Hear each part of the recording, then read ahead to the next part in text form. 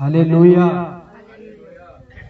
सेवा तेरी करेंगे जीवन भर हम प्रभु, तेरे लिए ही जिएंगे, तेरे लिए ही मरेंगे। बोला सेवा तेरी करेंगे, हालेलुया, जीवन भर हम प्रभु, तेरे लिए ही जिएंगे, तेरे लिए ही मरेंगे।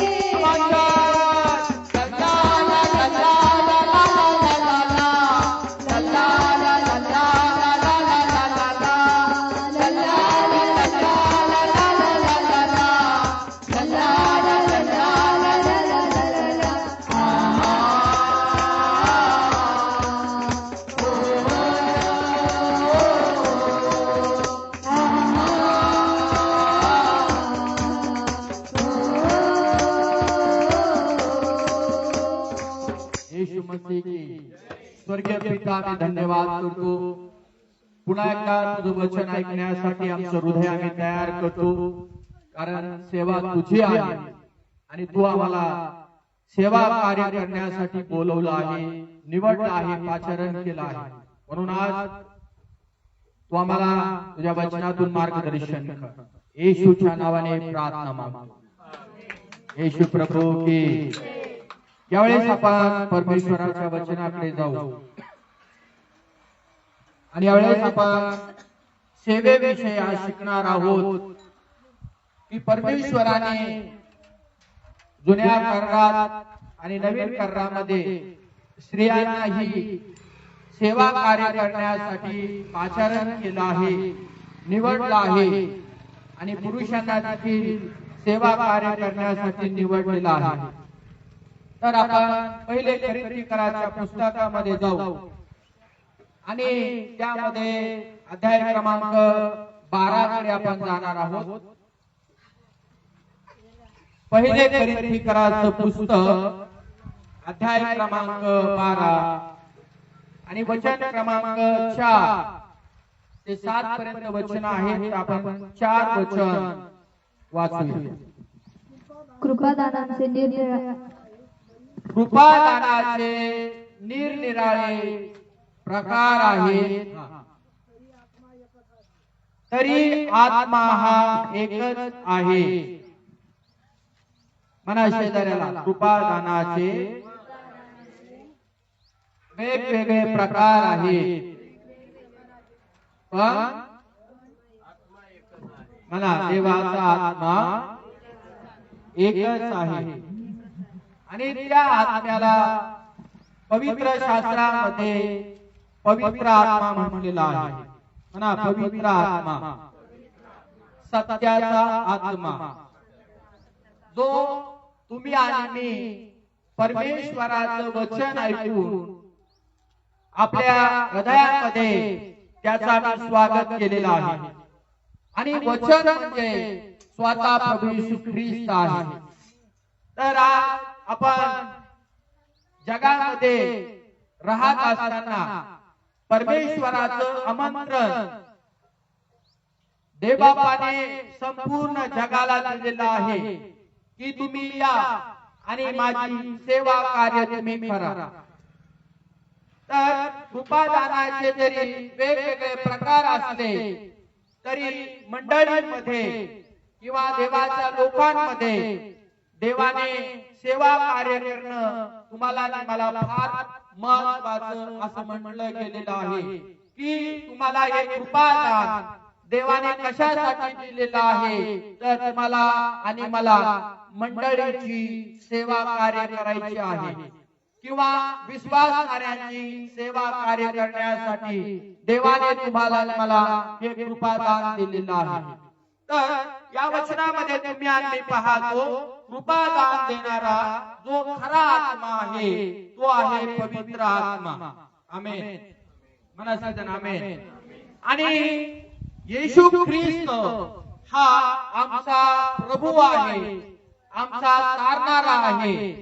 ज्यावेळेस आम्ही तो आमच्या जीवनामध्ये स्वीकार करतो की तो आमचा सोडवणारा आहे, तो आमचा मुक्तीदाता आहे, तो आमचा उद्धार करणारा आहे। आणि ज्यावेळेस आपल्या जीवनामध्ये त्याला आम्ही इन्व्हिटेशन देतो, आमंत्रण देतो, त्यावेळेस बायबलच्या वचनात लिहिलं आहे की परमेश्वराचा सत्याचा आत्मा अर्थात पवित्र आत्मा तुमच्या आणि माझ्या हृदयामध्ये राहायला येतो। बोला येशू प्रभू की। आणि यासाठी काही करण्याची तुम्हाला आणि मला गरज नाही, फक्त तोंडाने कबूल करायचे आणि अंतःकरणाचा विश्वास ठेवायचा। येशू देवाचा पुत्र आहे। म्हणा शेजारला, येशू देवाचा पुत्र आहे, येशू देवाचा पुत्र आहे। आणि जो कोणी मनापासून या संपूर्ण जगामध्ये प्रभू येशू ख्रिस्ताचा देव म्हणून, परमेश्वर म्हणून स्वीकार करतो, प्रभू त्याच्या हृदयामध्ये राहायला येतो। आमेन। किती मोठी गोष्ट आहे। फक्त विश्वासाच्या द्वारे आणि मुखाने कबूल करण्याच्या द्वारे पवित्र आत्मा आमच्या हृदयामध्ये राहायला येतो। आमेन। आणि जसा पवित्र आत्मा तुमच्या आणि माझ्या हृदयामध्ये येतो, प्रत्येक या ठिकाणी बसणारा व्यक्ती आहे किंवा चर्च मध्ये जो येणारा प्रत्येक व्यक्ती आहे त्याच्यामध्ये तो पवित्र आत्मा आलेला आहे। पण प्रत्येकामध्ये जर पवित्र आत्मा येत आहे, परंतु प्रत्येकामध्ये आलेला देवाचा आत्मा हा एकच आहे, अनेक आत्मे नाहीत। म्हणा शेजारला, अनेक आत्मे नाहीत। तर आत्मा हा एकच आहे आणि तो खरा आत्मा आहे। पण तुमच्या आणि माझ्या हृदयात जर तो राहायला आलेला आहे, त्याची काम करण्याची जी पद्धत आहे प्रत्येक मनुष्यामध्ये वेगवेगळी आहे। माझ्यातून तो वेगळं काहीतरी काम करेल, स्तुतीतून तो काहीतरी वेगळं काम करेल, प्रियातून काहीतरी तो वेगळं काम करेल, मोहितून तो काहीतरी वेगळं काम करेल। म्हणजे जेवढी देवाची मंडळी या ठिकाणी एकत्र येते, आत्मा एक आहे, मात्र त्याचं काम करण्याचं कृपादान देवानं वेगवेगळ्या प्रकारे मनुष्यामध्ये टाकलेलं आहे। आमेन।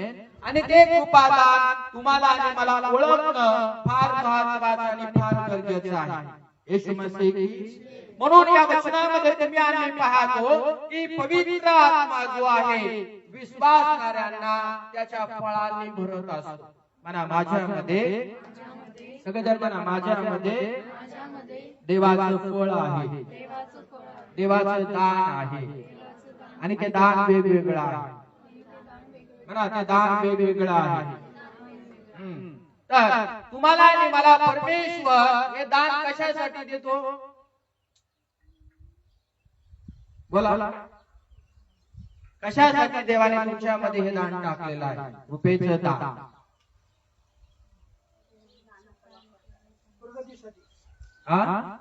उन्नतीसाठी किंवा प्रगतीसाठी। आमेन। म्हणा उन्नतीसाठी किंवा प्रगतीसाठी। एकमेकांची तुम्हाला आणि मला प्रभू येशूच्या राज्यामध्ये उन्नती करायची आहे। एखादा भाऊ सेवा कार्यामध्ये जर कमी असेल तर तुमच्यामध्ये देवाने जे कृपेचं दान टाकलेलं आहे त्या कच्च्या भावाला मदत करून त्याला ख्रिस्ती राज्यामध्ये सेवा कार्य करण्यासाठी त्याला मजबूत करायचं आहे। आमेन। त्याला पक्क करायचं आहे। म्हणून तुम्ही आणि काय करायचं? या वचनामध्ये लिहिलं आहे, देवाच्या मंडळीत जेवढे लोक कच्चे आहेत आणि जेवढे लोक पक्के झालेले आहेत त्या कच्च्या लोकांची तुम्हाला भेट घ्यायची आहे। त्या कच्च्या लोकांबरोबर तुम्हाला संगत करायची आहे आणि त्या कच्च्या लोकांना तुम्हाला आणि मला ख्रिस्ताच्या राज्यामध्ये ते बलवंत कसे होतील, ज्ञानवंत कसे होतील, सामर्थ्यवान कसे होतील, ताकदवान कसे होतील, या गाण्यामध्ये कसे वाटतील, त्या गोष्टी त्यांना तुम्हाला आणि मला देवाच्या वचनातून सांगायच्या आहे। देवाच्या वचनातून तुम्हाला आणि मला त्या शिकायच्या आहे। येशू मसीह की। जरी देवाचा आत्मा आमच्यामध्ये एक आहे, परंतु त्याचे काम करण्याची पद्धत वेगवेगळी आहे। आमेन। या ठिकाणी प्रत्येक जण बसणार आहे, प्रत्येकामध्ये देवाने वेगवेगळं टाकलेलं आहे। जे मी करू शकतो ते तुम्ही करू शकणार नाही। कॉपी त्याला म्हणतात दुसऱ्या भाषेमध्ये, कॉपी करायची नाही। तर देवाच्या आत्म्याला विचारायचं की देवा तुझी काय इच्छा आहे, माझ्या जीवनातून तू काय करू इच्छितो, तुझ्या राज्याविषयी, तुझ्या सेवेविषयी तू काय करून घेणार आहे हे माझ्या जीवनातून तू करून. कारण खूप लोक घाई करताना तुम्हाला आणि मला दिसतात, आणि आज जगामध्ये तुम्ही आणि जरी पाहिलं तर एकमेकांकडे पाहून डमी जास्त केली जाते, कॉफी जास्त केली जाते. आपल्याला कॉफी करायची नाही, त्याची सेवा अशी आहे, त्याची प्रार्थना तशी आहे, तो गीत गाण्यामध्ये असा आहे, तो वचन सांगण्यामध्ये असा आहे, त्याला देवाने आरोग्याचं गिफ्ट दिलेलं आहे, दान दिलेलं आहे. मग मी पण तसंच करणार नाही. थांबा. असं केल्याने तुम्ही दुसऱ्यांच्या हितासाठी किंवा कल्याणासाठी उभे राहू शकणार नाही. तर आमच्यामध्ये जो सत्याचा आत्मा आलेला आहे, खरा आत्मा आलेला आहे, त्या खऱ्या आत्म्याला तुम्ही आणि आपल्या जीवनात काम करण्यासाठी परवानगी द्या. म्हणा आमेन. आणि देवाच्या आत्म्याला नेहमी बोला, देवाच्या आत्म्या माझ्यातून काम करून घेते. आमेन. मग एखादा व्यक्ती जर आजारी आलेला असेल आणि एकदम परिस्थिती त्याची हलाखी झाली असेल, तर तुम्ही प्रार्थना करा त्या व्यक्तीसाठी. काय करा?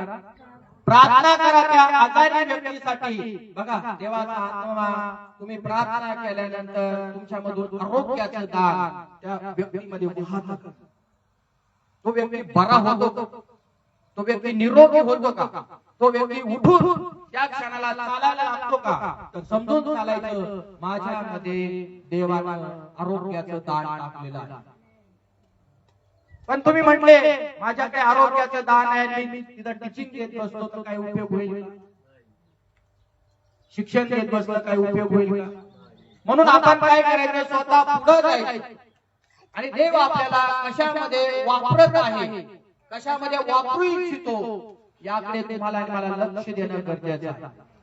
नाही तर मग काय होणार, गडबड गोंधळ होणार. ज्याला वाजवता येणार नाही तो वाजवायला येऊन बसणार, ज्याला गाता येणार नाही तो गायला येऊन बसणार. अरे बाबा, तुझ्यामध्ये दान टाकलं का देवानं गाणे गाण्याचं, तर तू गाणे गाण्यासाठी उभा राहा. आमेन. तुझ्यामध्ये वाजवायचं देवाने स्किल टाकलं का, तर त्या ठिकाणी वाजवायले. नाही तर मग काय होणार, गोंधळ होणार. गाणं चाललंय एक, वाजवतोय दुसरा, आहे ना. वाजवणारा व्यवस्थित वाजवत असेल, या ठिकाणी काय होणार, गाणारा तिसरंच गाणं गात आहे, काही समजणार नाही. आणि जेवढे लोक असते ते गोंधळात पडतात, त्यांना सुचणार नाही टाळ्या कशा वाजवा. गाणं एक चाललंय आणि वाजवणं एक चाललंय, कसं काय होणार. येशू प्रभू की. म्हणून देवाच्या वचनामध्ये लिहिलं आहे की देवाचा आत्मा तुमच्या आणि माझ्यामध्ये आहे. म्हणा सगळेजण आमेन. जर माझ्यामध्ये आणि तुमच्यामध्ये परमेश्वराचा आत्मा राहत आहे, तर देवाने तो तुम्हाला आणि मला सत्याचा आत्मा म्हणून विसार म्हणून दिलेला आहे. तो परमंडळ तुमच्या आणि माझ्या जीवनामध्ये आज राहिला आलेला आहे. मग प्रत्येक व्यक्तीने आज तपासायचं आहे की देवानं या जगातून मला वेगळं केलेलं आहे आणि मला देवाने सेवा कार्य करण्यासाठी निवडलं आहे. आता खूप लोकांचा असा गैरसमज होतो, फक्त पुरुष सेवा कार्य करू शकतात, पुरुष देवाचं वचन सांगू शकतात, पुरुष सगळं काही प्रभूचं गौरव करू शकतात, स्त्रियांनी त्या ठिकाणी काही करू नये. परंतु देवाच्या वचनात असं लिहिलेलं आहे, कारण या ठिकाणची जी मंडळी होती त्या ठिकाणी असेच प्रश्न उभे राहत होते. पण देवाच्या वचनामध्ये तुम्हाला आणि मला बघायला मिळतंय, पुरुष आणि स्त्रिया या दोन्ही पण देवाच्या राज्यात सेवा कार्य करू शकतात. म्हणा सगळेजण आमेन. म्हणा सगळेजण आमेन. तर पुढे वचन वाचू आपण, वचन क्रमांक 5. सेवा करण्याचे निरनिराळे प्रकार आहेत. सेवा कार्य करण्याचे निरनिराळे प्रकार आहेत, तरी प्रभू एकच आहे. आमेन. प्रत्येकाला या ठिकाणी परमेश्वराने सेवा कार्य दिलेले आहे. म्हणा सगळेजण आमेन. तुम्ही या ठिकाणी येतात सेवा कार्य करण्यासाठी येतात. आमेन. तर मला न लाजता सेवा कार्य केली पाहिजे. आणि सेवा कार्याची सुरुवात मी नेहमी सांगतो, उशिरा येऊन होत नाही. ज्यांना वाटतं की देवाच्या आत्म्याने माझा उपयोग करावा त्यांनी चर्च चालू होण्याच्या अगोदर या ठिकाणी आलं पाहिजे,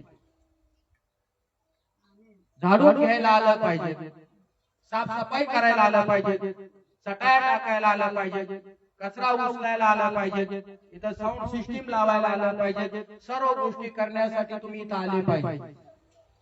कारण तुम्ही सेवा कार्य करण्यासाठी निवडले गेलेले आहे.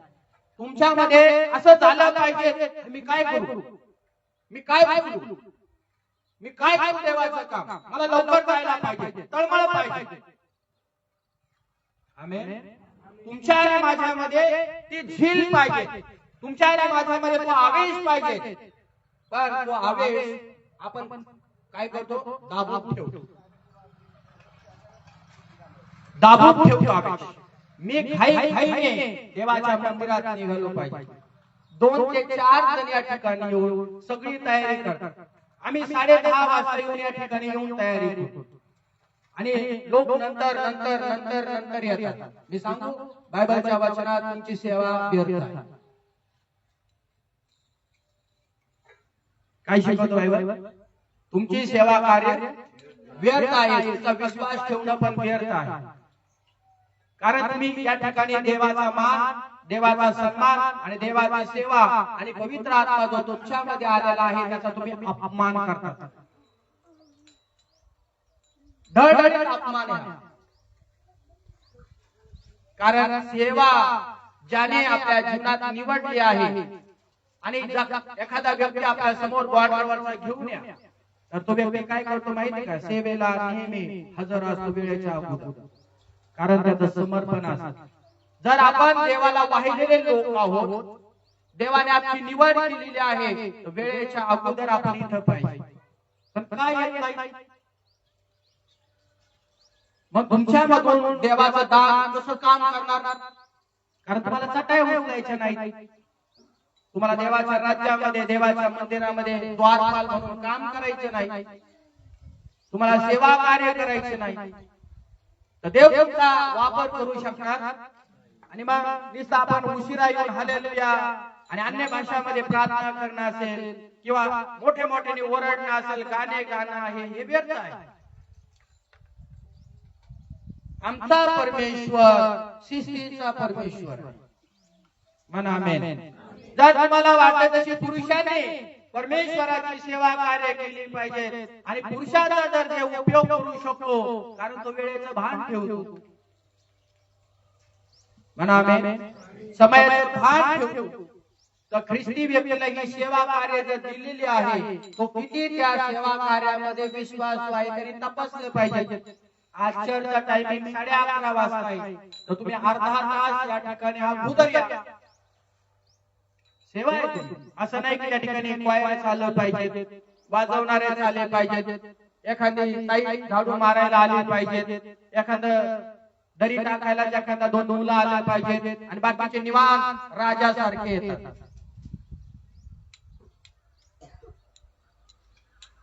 तुमची सेवा व्यर्थ आहे. तुम्ही राजे बिजे काहीच नाही, तुम्ही दास आहे, तुम्ही नौकर आहे, तुम्ही वेटर आहे आणि तुम्हाला देवाच्या राज्यात 11 वाजता यावं लागेल.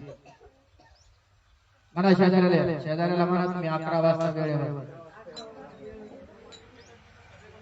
11 वाजता वेळेवर येऊन काय करायचं आहे, या ठिकाणी सगळी तयारी करायची आहे. आणि तयारी झाल्यानंतर या ठिकाणी गुडघे टेकून तुम्ही या गावासाठी प्रथम प्रार्थना करा, तालुक्यासाठी प्रार्थना करा, जिल्ह्यासाठी तुम्ही प्रार्थना करा, राजनीतिक लोकांसाठी, अधिकाऱ्यांसाठी तुम्ही प्रार्थना करा, जे हॉस्पिटलमध्ये लोक आहेत त्यांच्यासाठी तुम्ही प्रार्थना करा. असे खूपसे मुद्दे आहेत. अर्धा तास तुम्ही गुडघ्यावरती या आणि तुम्ही गुडघ्यावरती जाऊन प्रभू येशूच्या नावाच्या लोकांसाठी प्रार्थना करा.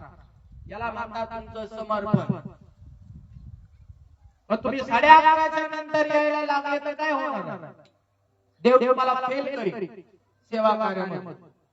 आणि किती तुम्ही उड्या मारा, काही उपयोग नाही.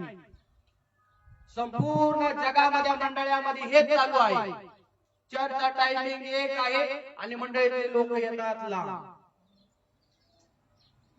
लेट येतात, उशिरा येतात. तर ही सेवा कार्य नाहीये देवाच्या लोकांना. जगाच्या गोष्टीतून जगाच्या लोकांकडून आपल्याला शिकण्याची फार गरज आहे. मग जे काही आपल्याला जबाबदारी दिली जाते ती जबाबदारी पण आम्ही पार पाडली पाहिजे. कारण ही सेवा आहे ना.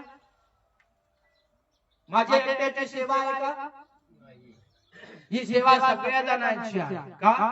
तुम्ही आणि ख्रिस्ताच्या शरीराचे अवयव आहोत. कुणी हात आहे, कुणी पाय आहे, कुणी डोळा आहे, कुणी नाक आहे, कुणी पाय आहे.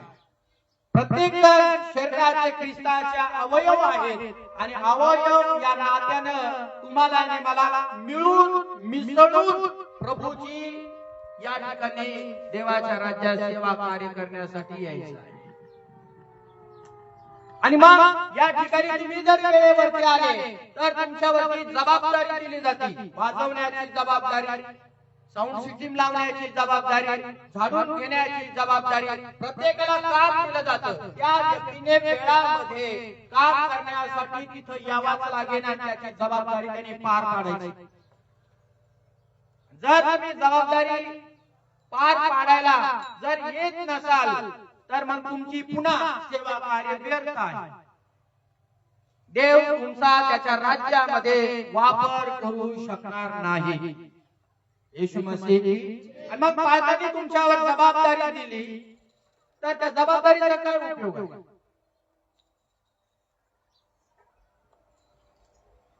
काय फायदा काय जबाबदारीचा? तुम्ही कराल त्याची खात्री काय, गॅरंटी काय? जर देवाचा सेवक जे काही तुम्हाला काम सांगतो आणि ते जर तुम्ही करत नसाल तर मग तुम्ही प्रभूच्या राज्यासाठी एक अडखळ म्हणून उभे राहा. आणि लक्षात ठेवा, जर तुम्ही देवाला समर्पण केलं नाही आणि तुम्ही देवाची जी काही सेवा कार्य करायचं निर्णय आहे त्याच्यासाठी जर पाऊल उचलला नाही या नवीन वर्षात तर देव तुम्हाला बाजूला काढेल. तुमच्या जागेवर जो कोणी वेळेवर येईल, प्रामाणिकपणे राहील, प्रामाणिकपणे प्रभूची सेवा कार्य करेल, प्रभू त्याला ती जबाबदारी देईल. आमेन. अशा कोणत्याही व्यक्तीला प्रभू देवाच्या राज्याची जबाबदारी देऊ शकणार नाही. येशू मसीह की बोला, येशू मसीह की. तर परमेश्वराच्या वचनामध्ये तुम्ही आणि मी पाहतो, तुम्ही आणि मी जी काही एकमेकांसाठी सेवा कार्य करतो ती देवाकडे पाहून, ख्रिस्ताकडे पाहून करायची आहे. तुम्ही या ठिकाणी येतात आणि हे टाकतात, हे माझ्यासाठी नाहीये काय, हे कोणाचं काम आहे? लक्षात ठेवा. आणि हे देवाचं काम कुणी करायचं? पास्टर गडाखनी एकट्याने? हे सोडून द्या,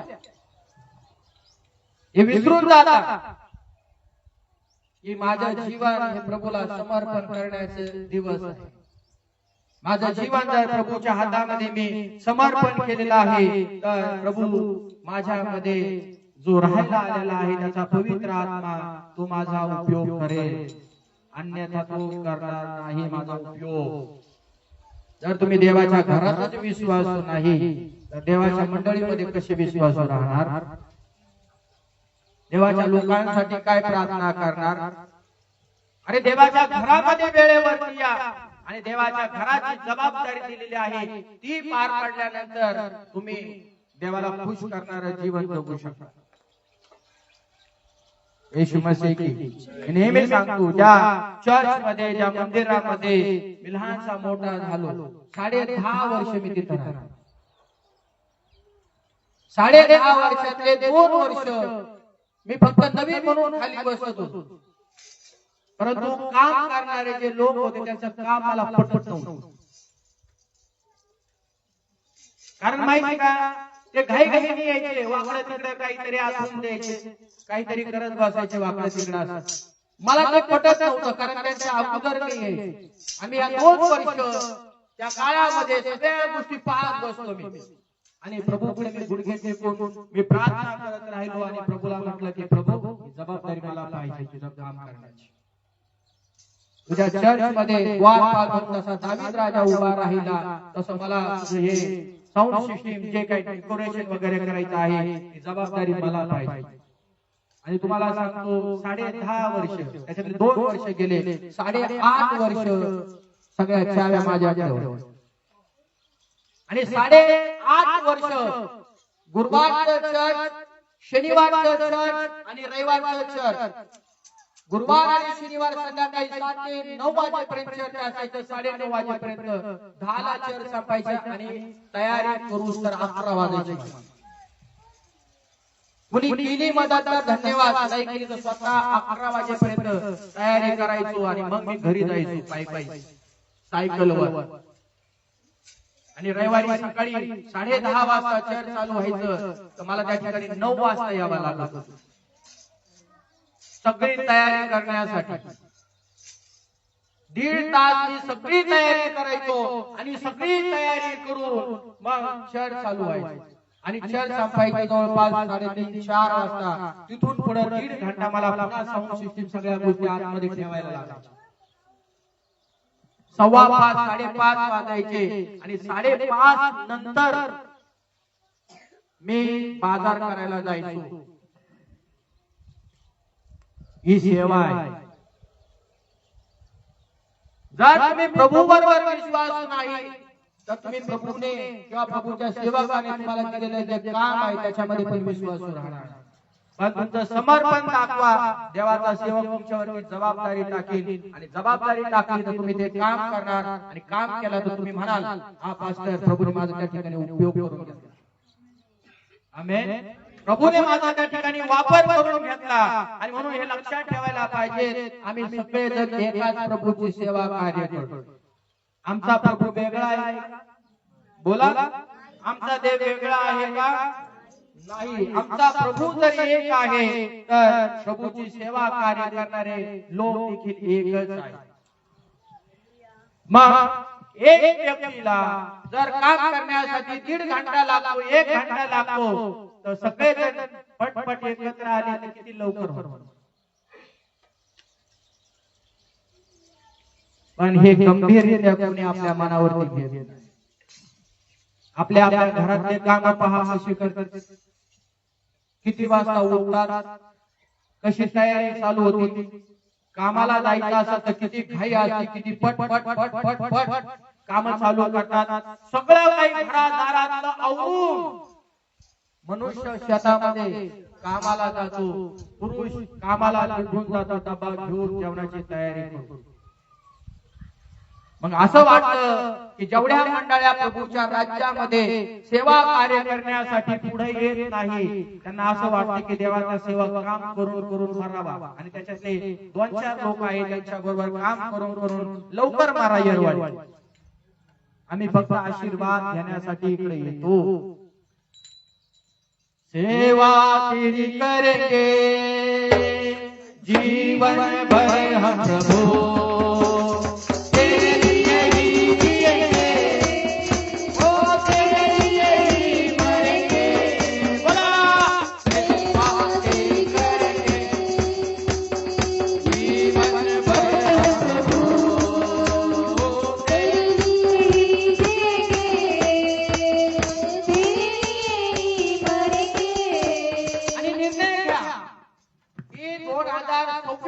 मी 11 वाजता चर्च मध्ये माझं समर्पण प्रभूला करेल आणि मी ठरवलंय पुढच्या आठवड्यात 11 वाजता जो व्यक्ती इथे येणार नाही त्याच्यासाठी हा चर्चचा दरवाजा बंद होणार.